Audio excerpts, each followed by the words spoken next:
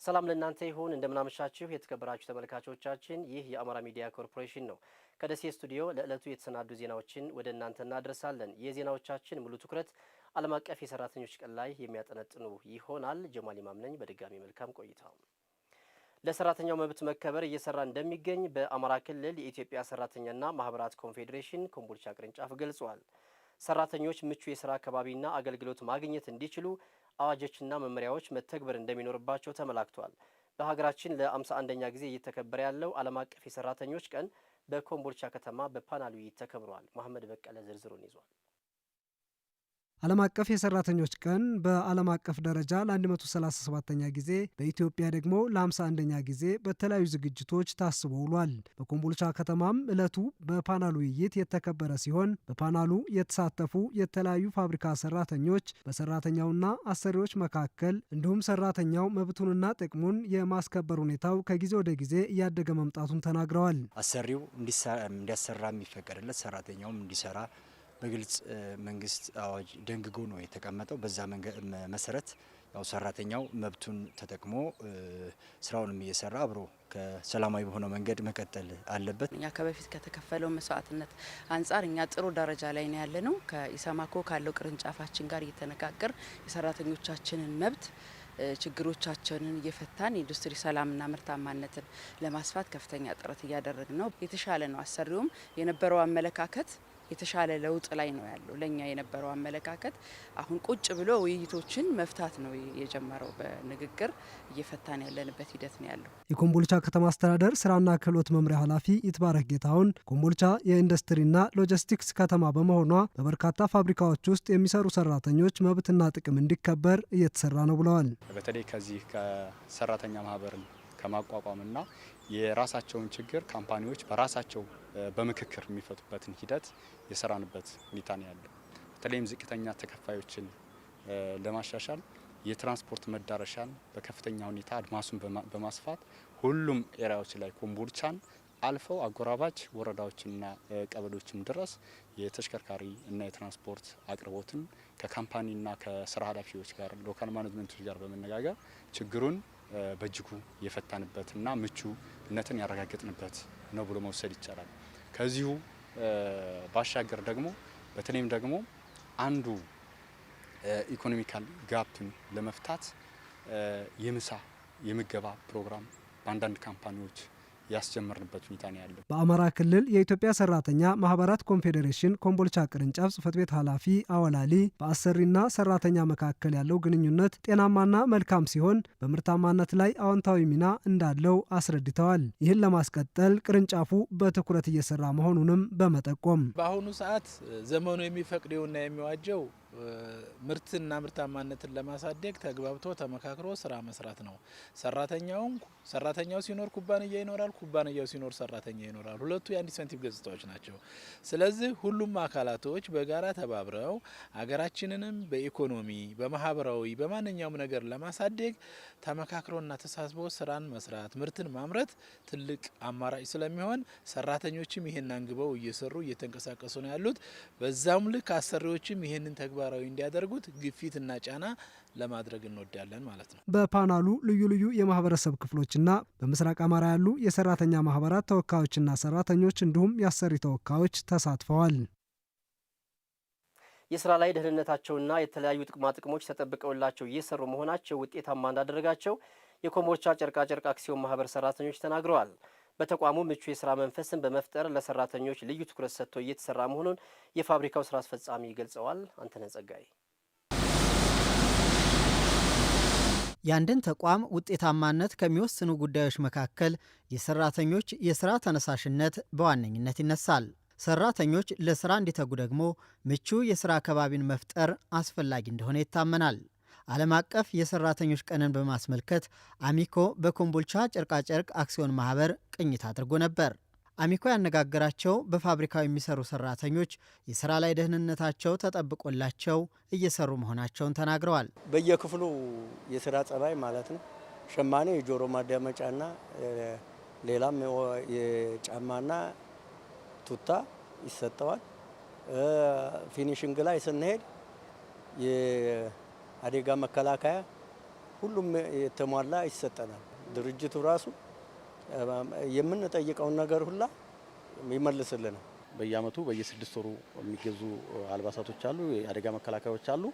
እነሱን ድርጅቱ አግባቡ ይገዛል፣ ያሟላል። የመንግስት ሰራተኞች የመነሻ ደሞዝ ወለል ሲያስቀምጥ የልማት ድርጅቶች ላይ አልታየም። ይሄ አሁንም ኢሰማኮ እየገፋበት ነው፣ እየጠየቀ ነው። ስለዚህ አሁንም ጥያቄያችን በኢሰማኮ በኩል ቀጥሏል። ማሽነሪዎች ላይ ጉዳት እንዳይደርስ ወይም ደግሞ ማሽነሪዎች በሰው ላይ ጉዳት እንዳያደርሱ የተለያዩ የሴፍቲ ሜካኒዝሞች አሉ። እነሱን ሴፍቲ ሜካኒዝሞች ጥቅም ላይ እንዲውሉ እያደረግን እንገኛለን።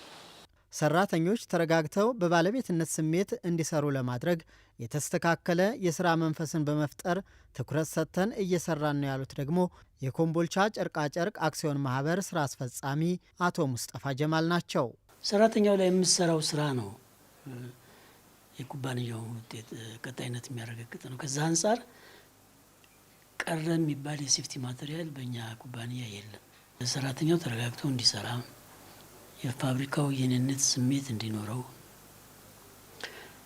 ራሱን ጠብቆ ፋብሪካውን ቀጣይነት እንዲያረጋግጥ የሚያስችሉ ማንኛውንም ወርኪንግ አትሞስፌሩ ስሙዝ እንዲሆንለት ተገቢውን ትኩረት ሰጥተንና ክትትል እያደረግን ነው የምንሰራው። በአማራ ክልል የኢሰማኮ ኮምቦልቻ ቅርንጫፍ ጽህፈት ቤት ኃላፊ አቶ አወላሊ ማህበሩ የሰራተኞችን መብትና ጥቅማጥቅም ለማስከበር የሚወጡ ህጎች፣ ደንቦች፣ መመሪያዎችና ትዕዛዞች በአባላቱ እንዲታወቁና በትክክል እንዲፈጸሙ ለማድረግ ጥረት እያደረገ ነው ብለዋል። በሀገሪቱ ውስጥ ያሉ ሰራተኞች መብታቸው ተረጋግጦ የስራ ዋስትናቸው ተከብሮ የሙያ ደህንነታቸውና ጤንነታቸው ተከብሮ ሰራተኛው ጤናማ ኢንዱስትሪ ግንኙነት ሰፍኖ ምርትና ምርታማነት እንዲያድግ ጥረት እያደረገ ያለ ተቋም ነው። በሰራተኞች የሚቀርቡ ጥያቄዎች ተገቢውን ምላሽ እንዲያገኙ በትኩረት እየተሰራ እንደሆነ አቶ አወል ገልጸዋል። በመጨረሻም የሰራተኞች ቀን ሲታሰብ ሁሉም በተሰማራበት ሙያ ጠንክረው በመስራት ሊሆን እንደሚገባ አስተያየታቸውን ለአሚኮ የሰጡ የኬሚሴ ከተማ ነዋሪዎች ተናገሩ። የነዋሪዎቹን አስተያየት ዘጋቢያችን ኢማም ኢብራሂም እንደሚከተለው አሰባስቧል። አብረን እንከታተል። የመንግስት ሰራተኛው እንደ መንግስት ሰራተኛው፣ የገበሬው እንደ ገበሬው፣ ወዛደሩም እንደ ወዛደሩ ዛሬ የተከበረውን በዓል ሁላችንም ወደፊትም እንድንቀጥልበት፣ እንድንተባበርበት፣ ሀገራችንን ሰላም እንድናረግ ትንሹም ተባብሮ ትልቁም ተባብሮ አንድ በሆነበት ሰዓት ላይ በአንድ መንገድ በአንድ ዓላማ እንድንጓዝ በአሁኑ ሰዓት በጋራ መስራት፣ በግሩፕ መስራት፣ ተገጋግዞ መስራት እና ሀብትን አቅምን አቀናጅቶ መስራት በጣም ውጤታማ ያደርጋል። አሁን ብዙ ጊዜ የምናየው እንደው ባህላችን ሆኖ ይሆን አላውቅም አብሮ መብላት ነው እንጂ አብሮ መስራት ብዙም የተለመደ አይደለም። ግን አሁን ወደ ከተሞች ወደ ትላልቅ ከተሞች አክሲዮን ነው ሁሉም እየመሰረተ ያለ። ምክንያቱም ውጤቱን ስላየው በባንኮች እያየው ነው። የላብ አደሮች ቀን ሲከበር ለመላው ኢትዮጵያ ሕዝብ ሰራተኞች አንድ በር እንዲገኝ የመኖር፣ የሕክምና፣ የደመወዝ፣ የእድገት እና የሰብአዊ መብት አከባበር እንዲከበርለት የተከፈለ ዋጋ ነው ይሄ። ዛሬ እኛ ያንን እናከብራለን ስንል እውነት ቢሮ ዘግተን ሳይሆን ቢሮ ከፍተን ከቢሮ ጀምሮ እስከ አርሶ አደሩ ድረስ መቼም ሰራተኛ ነው ሁሉም፣ እስከዛ ድረስ በስራ መተርጎም ነበረበት።